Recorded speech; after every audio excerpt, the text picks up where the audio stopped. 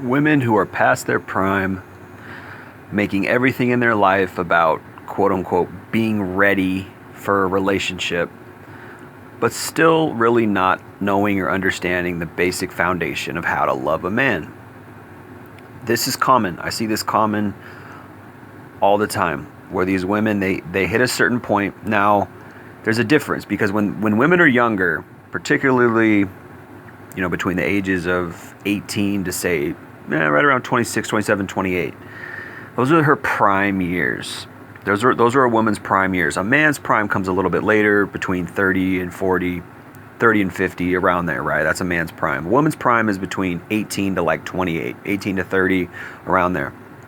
When she's in her prime years, she is selfish. She is a prima donna. She acts like a diva. She walks around like her shit doesn't stink. And she thinks the world revolves around her, right? So when a woman is in her prime years, she is the most selfish. She is only thinks of herself, doesn't see anything outside of her own little solipsistic worldview. And she thinks everything in the world serves her, right? But in reality, that's her prime years, and those are the years that she should be seeking the quality man, seeking a right man, or I wouldn't even say a quality man or even a high value man. I don't like using those terms. I would say the right man for her. That's what she should be seeking. Everybody should be seeking love, real love, the right person for you, okay? I don't like using these terms like high value and woo woo woo, like, no, because that even still plays into the selfishness that I'm talking about, right? So when she's in these younger years, she wastes time. She just wastes time. She wastes probably a whole decade just being selfish, chasing after the wrong kind of men to satisfy her own desires, satisfy her own passions, and she thinks everything revolves around her. Not only that, she's ignoring nice guys. She's ignoring good guys even, because even that word nice guys has been totally warped and become a toxic word. She ignores good guys who have the right intention, who want to love her, who are interested in maybe marrying her, having a long-term relationship and loving her, right? She ignores those guys because she is passionate about the bad boys. This is what women do. Not all women, but many of them. Many of them chase these wrong kind of guys. And the product of that is she's often single in her late 20s. And then she goes through this, what we call in the red pill arena, we call it the epiphany phase, where she realizes that, oh, these guys that I was chasing, they're not going to really ever love me. They're only going to pump and dump me, and the sex is great, it's fun, but these guys will never settle down with me. And she should know that really from the beginning, because it's just rational, like it's just intelligent. But women are not rational because they're emotional, so they chase what their emotions want, and because they're solipsistic and they have the princess syndrome, this plays into that, right? Because they're solipsistic and they think, because they're so used to getting everything they want, they think that will carry over into their dating life, and they're mad, and then they become mad and bitter at men when it doesn't carry over into their dating life, right? So they're like, well, I've got everything I want. Guys buy me drinks, guys buy me dinner, my dad spoiled me, everybody spoils me, but yet I can't get this alpha Chad 10 out of 10 to love me, and it really frustrates them. And then either they start to hate men, or they become toxic and jaded to some degree, and then they start manipulating, they start gaslighting, they start, maybe even trying to catch men, through a pregnancy, or all kinds of weird shit that they do, right? Because this selfishness turns into a kind of, narcissism, right? And this is what happens when we don't train our young women. This is what happens. This is what happens when the parents don't discipline their daughters, when they don't instill wisdom into their daughters, and they just say, oh, you're a female, so you just get a pass at everything. She thinks that that's going to carry over into her dating life, and she's really in for a rude awakening, and she's shocked when it doesn't. Then she has to change up her dating strategy. When she hits 28, 29, she hits the wall, and then she has to change up her dating strategy. And then this comes this stage where she's getting ready for a relationship. And there's this like dating advice out there that talks about, oh, it's time to get ready for a relationship. You have to make your life great so that when somebody else comes along, your life is already great, and then they can become a part of your great life. And it's all this, it's like, it's not that that's horrible advice, it's just not great advice, because it's like, you just want to find love. You want to teach your daughters, teach your sons to search for somebody who loves you, somebody who's going to be with you through thick and thin, your soulmate. Go find your soulmate. You know, people say, oh, I don't believe in that and this, that, and the third. And it's like, okay, well, how's that going for you? You know, divorce is at 60%, and what are people consuming? They're consuming this type of advice. Well, how can you be happy if someone is how can you be happy with someone if you're not happy? And you know, someone needs to be an addition to your life and not a negative in your life. And all this like advice that sounds good on face value, but it's not. It's just it's the incorrect advice. And then people end up just marrying and getting in long-term relationships for all these like weird outward standards and all these just kind of, you know, maxims that, and it's like, just keep it simple. Keep it simple, stupid. Use the KISS method. Keep it simple, stupid. What's the simple human bottom line necessity? Oh, I want love. I want to find my soulmate. There you go. That's all you need to know. Go figure it out. You know, go out and find your soulmate. Like, you know, I'm not saying it's easy, but we're not teaching people love. We're not teaching people how to love. We have this sick world that says, oh, you can be selfish. You can get everything you want. You deserve it, girl. Woo, woo, woo. And to the guys, we teach them how to be dancing monkeys, how to go impress the girl, how to be masculine, how to be alpha, how to be something you're not. Right? That's what all this advice is saying, how to be something you're not. And then a year or two down the road after you get married, you start to see who that person really is. And then you're like, oh shit, so this person got me because he was being all masculine. He got me because he was doing this and that. And I got him because I was doing this and that. And he couldn't really figure out who I really was. And it's just this recipe for disaster, man. Be yourself. Go search for love, find somebody who can stand you, find somebody who loves you, and as you're being yourself. But how many people really do that? Barely any. Most people, they're running some kind of game, they're running some kind of manipulation agenda where they're pretending to be something they're not. They're doing this, they're doing that, they're doing this little trick, and they're doing that little trick, and guys are doing it just like girls are doing it. Men are doing it just like women are doing it. Men are using their money to impress the girl. The woman is using her pussy and her sex to get the guy with the most money, and all this manipulation. And then we wonder why relationships suck. And then we just become these self prophecy fulfilled victims who are like, oh, poor me, when you fucking messed it up. And I've done this myself. Put on a front, act more bad boy than you really are, act more masculine than you really are, pretend like you're an alpha, dress a certain way so you can attract women. It's just like, it's this big game, you know, and women are doing this, you know. So what are they doing? So I made a little list here about what this really is. So first of all, it's all outward. All of it is outward. Her improvements, it's never her character. It's never in her heart. It's never for the wholesome, intrinsic things, the inner beauty. It's always the outward beauty. She's trying to make herself look more beautiful outwardly. She's trying to make herself be more mature outwardly. Oh, I'm good with money. I got my finances in order. And a lot of that is projection, because that's what she really wants in a guy, which is messed up in and of itself. Your foundation is wrong, because you want all these like quote unquote mature adult things in a guy, but you don't really want him. You don't really want his heart. You don't really want who he is. You don't really love him.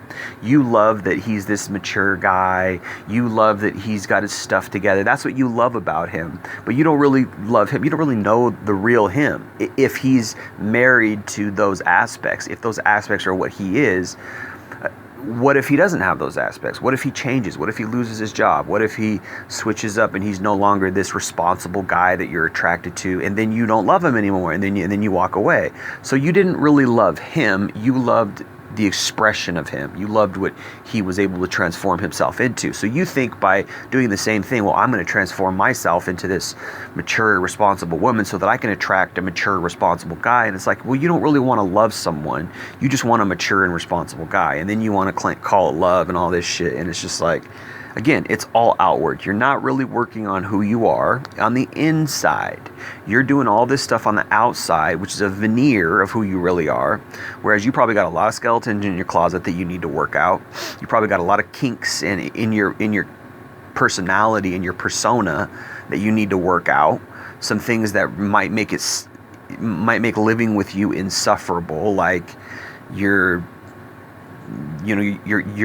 anal retentive about cleaning, or you're dirty, or you're sloppy in this way and that way, or this is shitty about you or whatever. And it's like, and then not only that, you have double standards.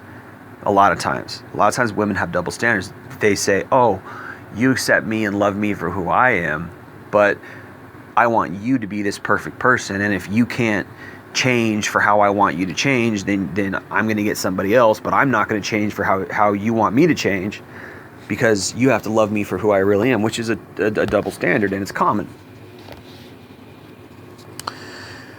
So this really comes down to not working on themselves. You're working on yourself in the wrong way. You're not really working on yourself. You're working on yourself in an outward way, and the outward things, if all you have worked on is the outward things, then your life is kind of hollow. You need to find who you are in your soul, and you need to be that person. Okay? And you need to love yourself and learn how to love yourself in your soul. Not everything about me is all, wrapped up in this outward stuff. How much money I make, how much money does he make, how much, how mature is he, how mature am I, how do I come across to other people? See, people have their values messed up. Everybody cares about what everybody else thinks, and they don't really, they never really find themselves, and then they wonder why they're lost.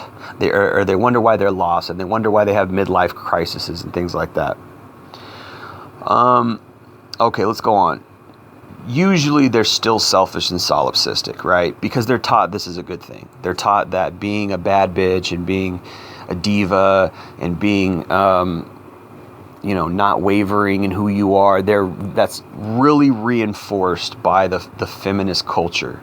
Really reinforced. Love yourself, girl. Always put yourself first, and never bend or be malleable for a man, right? Never compromise who you are for a man. Sorry, but compromise is what relationships are all about. Okay? That's what relationships are all about. So that is horrible advice. Compromise is you are learning to live with somebody. You are learning to accept their flaws. You are learning to work with them as a team. But if you're just this diva bad bitch and you're never compromising, like these young women are being taught, then you are really sabotaging yourself from ever having a successful relationship, right? So you can't still be selfish and have a good relationship. It just doesn't work. What really ends up happening is the guy will, he'll have to bend to your will, and your will is so strong because you've been brainwashed with this bad bitch diva type attitude character from feminism. Your will is so strong that he will have to bend his will. And this is a lot of times what guys do, because they love the woman. So they have this kind of sacrificial dynamic in the relationship where they are actually kind of being beta to her and just saying, yes, dear. And this is where that term happy wife, happy life comes from. Always make her happy, always make sure you're happy, and she'll take care of you, right? But really, she's just running the relationship, right? Psychologically, she's really ruling. She's really a tyrant psychologically, and I think that this develops over time. I don't think women are like this naturally, but by their nature. I think, in fact, actually, it's the opposite. I think women are actually initially kind of submissive to men. At least they want to be. Women want to be submissive to a strong man, but it gets warped. I think in their nature, women want men to be leaders, but it's warped. So it's this weird kind of mixture of she's a diva, she's a tyrant, but somehow she's still kind of putting him first in this weird way, but it's not, she's not really, he's really being ran by her. And it's just this weird dynamic, and you'll see it, you know, and it's like, it's out there, but it's hard to recognize if you don't know what it is. But it's just this weird, subtle psychological power that she has over the relationship. And it's, you know, kind of like, don't make me mad, you wouldn't like me when I'm mad kind of thing. And really that's kind of how she runs the relationship. And it's psychological again. And it also ruins a lot of relationships, because women deep down, they want a man to be a man. And what is a man if he's not a leader of the family, right? That's what they really want deep down in their nature, but they're constantly conditioned by feminism to say, you know, you go girl, you rule, you're the queen, you're the boss bitch. And so she sort of, this carries over into these relationships. So the other thing is, they don't realize that so much in the dating advice community is actually bad advice, right? And this, again, is what I've been talking about. All these, you know, you go girl advices, all this stuff is actually bad advice, right? It only serves the female selfishness, only serves her solipsism, and it doesn't teach her how to love a man. There's nothing that really teaches women how to love, as far as I've seen. I mean, I've read some books, I've looked on these dating advices on YouTube, and I've followed social media pages and things like that. And like I said, I've read a lot of PDFs, downloads, because it's good to read what women are reading to figure out why they are the way they are. And it's no wonder why they are the way they are. All this stuff is it's centered on this false, evil concept of female empowerment. And the female empowerment usually teaches them to be tyrants. It's tyrant style, and it's all about. And then, of course, there's this, like, learn your love language. It's, like, so easy to manipulate that shit, right? It's all about female manipulation, or how she can manipulate the man, really. You know, learn how to read him, learn how to read his signals, learn how to figure him out, and all this stuff. It's like, everything, you're turning it all into a game. Like, you want the chase, you want the mystery, woo woo woo, and then you realize you're not happy, and this is why you jump from guy to guy, because you're not open, you're not honest, you don't really love someone. You might be attracted to someone, but you don't really know how to love him, because nothing out there is teaching you actually how to love. Love is based on 3 foundations, right? Loyalty, openness, and honesty, okay? And then communication, right? And then, of course, there's, the physical, which is sex. Sex is a big part of it. It's at least 1/4 or 1/3 of a relationship. You should have good sex. You should have quality physical intimacy. That should be a big part of your relationship. If that wanes, if that falls, to the wayside to these other things, then you're not going to have as much love, and the relationship is going to be strained. Sex is a big part. Honesty, openness, and communication is very, very important. It's a cornerstone. And if you're playing games, if you're being manipulative, if you're being mysterious, and the guy can't really be himself because he's got to hold his frame and always be on his purpose and never act needy and never he can't be natural or normal, right? So how could you be honest, open, and communicative if you're playing these games? And the other thing is loyalty. You have to be loyal. You have to be monogamous to your partner. But a lot of these new age type relationships, there's polyamory, there's swingers, there's obviously cheaters. There's a lot of cheaters, right? Once you cheat, even if your husband doesn't find out, your love for him is going to go to the wayside. And not only that, you're going to have a dirty secret that you're going to feel guilty about forever. And say he finds out and say he forgives you, that is going to be lingering over your relationship for the rest of your lives. He's always going to know you cheated. You're always going to know you cheated. And he forgave you, but you're still going to feel like a piece of shit for the rest of your life. As you should, because you shouldn't cheat. This is why loyalty is a big thing. So you have to have those foundations. That's what love is. And love is also, read 1 Corinthians 13. Love is kind, it's patient, it's selfless, it's not self-seeking, doesn't boast, it's always it's always hopeful, it's always trustworthy. Love is the number one thing in any relationship, but people don't put love first in any types of relationships anymore. People put money first. People put all these standards first. They put themselves first. They put all these solipsistic, selfish type of needs and wants first. Well, I want a guy who travels. I want a guy who's into art like I'm into art. I want a guy who is an introvert just like me. I want a guy who's the same astrology sign as me. I want a guy who's a liberal just like me. And all this dumb shit that is really inconsequential to the rest of your life. It's not to say that, okay, you know, if you marry a Republican and you're a staunch liberal, that's not going to come into play. Like it probably would, but I'm just saying, like, these are things that people look for, but they don't even have any idea that these are really not the most important things, right? Love is the most important thing. Figuring out what type of person he is important. And she is important, but how could you be that if you're playing all these games? Like, you're trying to catch a guy using sex and being all mysterious, and you got this whole, your whole mentality is warped because you're a narcissist, because you've been trained by this feminism, which teaches you how to be selfish, and you go, girl, you're a diva, you've been oppressed, but now you're free, and you can do what you want with your body, you can go kill babies, and blah, blah, blah. It just teaches them not to have any conscience, teaches them not to have any morals. And how could you go into a quality relationship and be open and be transparent and have accountability and be honest with your partner if you got all these skeletons in your closet, if you got all this past of sleeping around, messing around, being jaded, being a succubus, being manipulative, lying, cheating, and not only that, you can't pair bond physically, because if you've been with 20 guys, by the time you're 25, which is probably a low number, that number's probably on the low side. How are you going to pair bond? Like, so of course divorce is at 60%. It just stands to reason. So what does all this mean? It means that a lot of times when girls do, they hit 30, they hit 25, I wouldn't even say 25, I say 28, 29, 30 to 35, then they're like, oh shit, I haven't found love yet. Yeah, I had a lot of fun, but I haven't found love yet. I had a lot of fun in my past, but I haven't, I've never had a solid relationship. All the guys want to do is have sex with me and leave.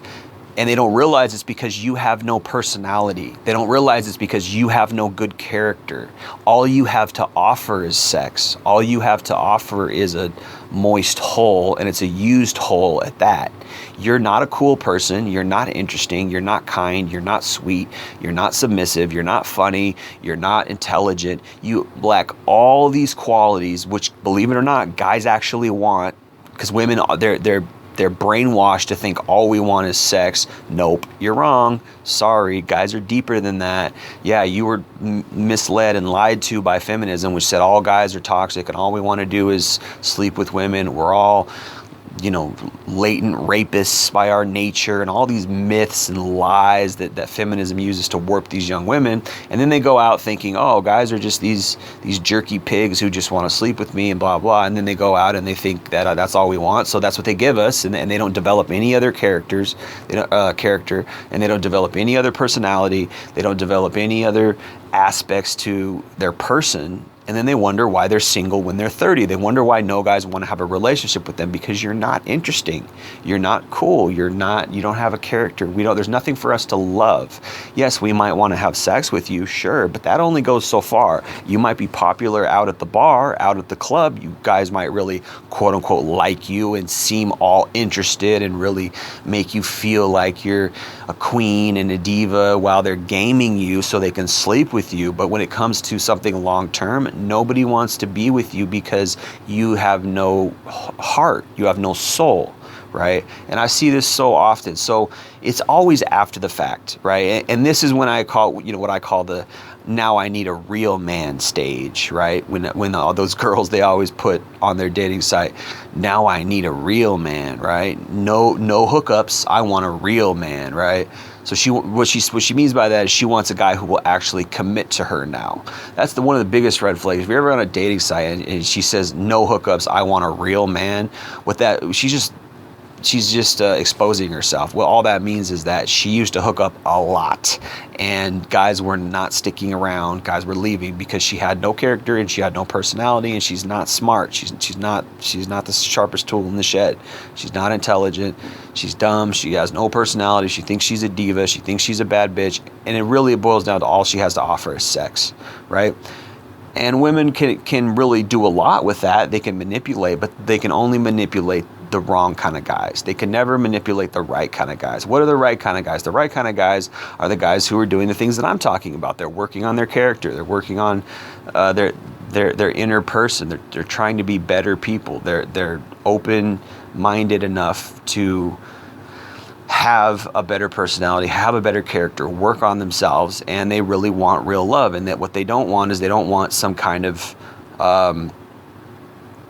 patched together relationship that's founded on all these like things where like, oh, you know, he brings in the money and he treats me this way and then I treat him that way, and it's like this weird kind of patched together relationship, and it's not, you can just tell it's not real love. Maybe there's love there, maybe you love each other or whatever, and it's this kind of arranged thing, but it's not true love. It's not, that's not your other half. That's just somebody that you found who you can stand, and maybe you love him and maybe he loves you. But again, it's founded on all these conditions that he treats you a certain way. He brings something to the table. You bring this to the table, and it's just this weird patch together. It's kind of like you settled, right? And the reason why you have to settle at that age is because you made the mistakes when you were younger to go out and play the game and go do all this crap. Because no one taught you. No one taught you these things. No one taught you how to really seek a man for quality love. No one taught you how to really work on yourself and be quality on the inside, right? So this is what I see when I see a woman who's making everything in her life about being ready for a relationship. She's getting ready for a relationship. It's like gearing up for a relationship. It's like, why would you do that? Why wouldn't you just work on yourself? And as you get better, as you improve, you know, you start to realize who you really are, what you really like, your values out of life and things like that. And then, you know, you probably wouldn't want to find somebody who has very contrasting values, you know, such as if you're a believer in God and you know, you have moral values and you don't believe in going out and sleeping around, you probably wouldn't want somebody who's going to go out and sleep around. Or if you're, say, a polygamist, or you believe that love should be free and it's okay to be bisexual and all this stuff, then you probably wouldn't want somebody who's very, very moral, right? So it kind of stands to reason. Like, so first off, find who you are, and then learn what love is. Learn how to love somebody and treat somebody. And you know, treat somebody right, not love somebody in a selfish way for what they do for you. Rather, love somebody for who they really are. Love somebody, you know, for because they're your other half. You know, so it's really kind of a sad thing because I see it happen so much, and I see so many women like this. And just because you're ready to have a relationship, just because you're ready, or you're getting yourself ready and things like that, doesn't mean that you're going to find your other half. It doesn't mean that you're going to find real love, because you have to have these foundations. So just because, oh, well, you know, I was messing around when I was younger, and then all of a sudden the last couple of years I've decided I want to change and now I'm ready for a relationship, that still doesn't mean you have the right viewpoint of what love really is. And if you don't have the right viewpoint, then there's a good chance that you're going to marry the wrong person for the wrong reasons, and then you're going to be in a world of hurt a couple years later when you realize, hey, I don't actually really love this person. I don't feel like this person's really my soulmate. I love things about this person, and I'm able to like be in a relationship with this person. Our relationship works because I've figured out a way to make the relationship work. But then what happens is you lack love. So it's like your heart is going to be like, damn, well, it's a good thing outwardly. Everything works. Everything's cohesive. Everything's copacetic. It's like a vehicle that's running correctly. However, I really don't want to be in this vehicle because I don't love this vehicle. I want to love somebody else. And this is where you get a lot of unhappy wives and even unhappy husbands, because it's like, oh yeah, my wife, you know, here's my wife. My wife. I got to go check with the wife. I got to ask the wife. You know, I got to see what the wife says. And it's like, I don't know, man. You ever see somebody like that, and you just see no happiness in their face. There's no soul when they talk about loving their wife or loving their husband. It's just this like, yeah, my husband. You know, like their husband or their wife is just like an appendage, or like, Like they say, my old ball and chain, like their husband or their wife is just like their, almost like their roommate or something. Like, oh, I got to go ask my roommate, oh, I got to go ask my wife or my husband. It's just like, there's no love there. You can tell. And then there's some people, which is rare, but you'll see it sometimes, who are just madly in love, who just really freaking love that other person. And they have this great happiness and this like, and it's because they have a foundation of something that's wholesome and real, not just this like this outward thing that works because they've manipulated their environment, found somebody who was manipulating their environment, and it's all like, we make it work, it's like, yeah, but do you have love, So this is what I see, and it's sad, and I just don't think there's quality advice out there. I don't think there's quality. I don't think anybody's saying the right things. There's nothing that's wholesome. It's always what sells. It's excuse me. It's always what sells. It's always what these buzzwords that make it work by saying what the guy wants to hear. Be more alpha, be more masculine. To the woman, like, here's how you can find the right guy. Search for these qualities in the guy. Look for this and look for that. No one's just saying, hey, you need to really make sure you love this guy. Really make sure that you find somebody that you really love being around, that you appreciate. And, if it works, it works. If it doesn't, it doesn't. But at least you're putting love first. You're not putting all these other things first and then love comes later, because what's going to happen is, even though that might work, you got to make sure that your love is there as the foundation. Because if love isn't the foundation, if all these other things are the foundation, then what if that foundation changes? Oh, well, he has got these resources. He's responsible. He's matured. What if he changes? What if he's no longer, resourceful? What if he's no longer got these alpha characteristics? What if he's no longer masculine? What if he loses his job? What if this, what if that? And then all of a sudden you don't love him anymore because the foundation wasn't love. If the foundation is love, then all the other things can change, but the person that person is still that person that you love. Hope that makes sense. Anyway, I'm going to leave it there. Appreciate you listening. Jay Lee, Northwest Podcast. Peace.